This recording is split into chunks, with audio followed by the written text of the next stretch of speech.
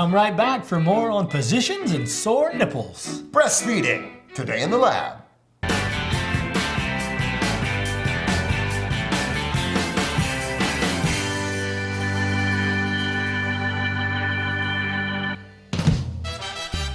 Today's episode is brought to you by Baby Bjorn. In the design of all their products, safety comes first. Baby Bjorn. To get the 411 on the 4 basic positions of breastfeeding, we hear from our favorite pediatrician and author, Dr. Ari Brown. I'm Dr. Ari Brown with the 411 on breastfeeding positions. Today I have my favorite lactation consultant from Capital Pediatrics in Austin, Texas, Linda Hill, who's going to show us the 4 common breastfeeding positions. So Linda, show me how to breastfeed a baby. Okay. With clothing on, thank you. Yes. Well, there's 4 main positions that you mentioned. This is an older, probably this doll's about 2 months old. So most moms with a 2-month-old would do what's called the cradle position, which is basically that they're cradling the baby in the arms. The baby's head is in the kind of the crook of their elbow, and they just latch the baby on and hold the baby. It's great. Not the best position to use with a newborn, because that's when moms are kind of tweaking the positions and might get sore nipples. So we want moms to have more control. You have very little control of the baby's head and neck in this position.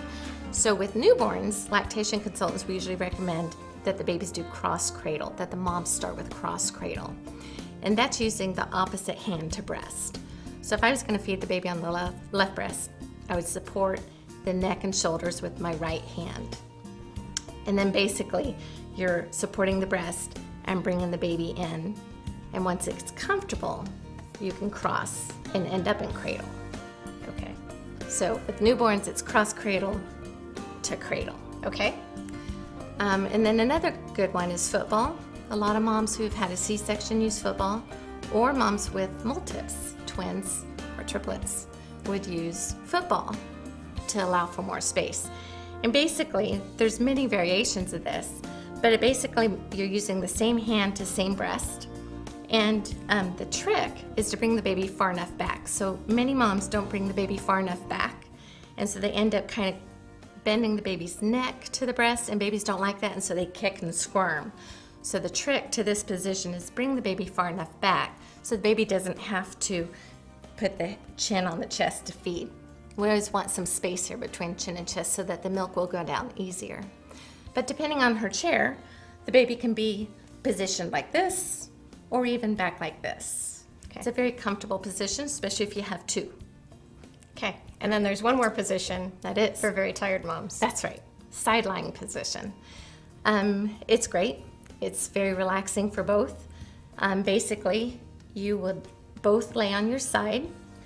So you position the baby to where your breast is going to hit her on the bridge of her nose.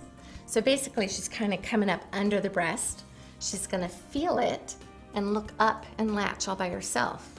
So while this hand of mom's is up by the pillows, this hand is just supporting her lower back and just holding her snug. Baby does all the work. So if you position her right, she feels it and looks up and latches all by herself. And mom and baby go back to sleep. That's great. So we've got cradle, cross cradle, great for newborns, football hold, which is good particularly for C-section and multiples, and side lying for really tired, exhausted parents. Great. Thanks, Linda. You're welcome.